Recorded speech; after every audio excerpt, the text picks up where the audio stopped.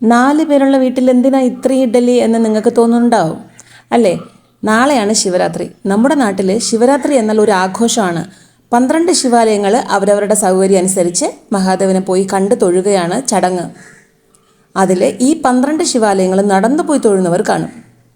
കുറഞ്ഞത് 120 കിലോമീറ്ററെങ്കിലും നടക്കേണ്ടി വരും. അപ്പോൾ അവർ ശിവരാത്രിയുടെ തലേന്ന് തന്നെ നടക്കാൻ തുടങ്ങും. അവർക്കായി ഓരോ ക്ഷേത്ര പരിസരങ്ങളിലും അന്നദാനം നൽകാറുണ്ട്.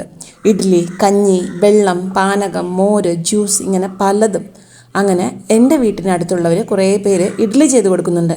അപ്പോൾ അതിൽ ഞാനും ഒരു ഭാഗമായി. എത്രമാത്രം ഭാഗ്യവശാൽ ഈ 12 ശിവാലയങ്ങളും എൻ്റെ സ്വദേശത്ത് തന്നെയാണ്.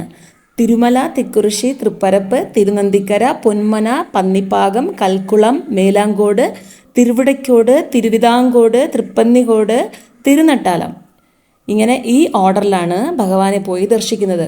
ഇതിന് പിന്നാലെ ഒത്തിരി കഥകളുണ്ട്. അത് പറയാൻ ഈ 3 മിനിറ്റ് മതിയാവില്ല.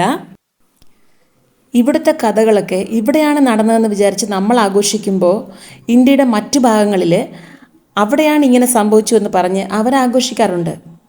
എന്തിന്?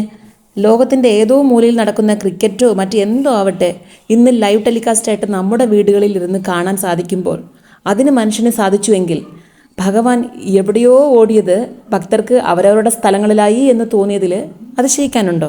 തീരെയില്ല. ഇത് എൻ്റെ കാഴ്ചപ്പാടാണ്. ഇതിലെന്തെങ്കിലും അഭിപ്രായ വ്യത്യാസങ്ങളുണ്ടെങ്കിൽ കമൻറ്റിലൂടെ നിങ്ങളൊന്ന് അറിയിക്കണേ.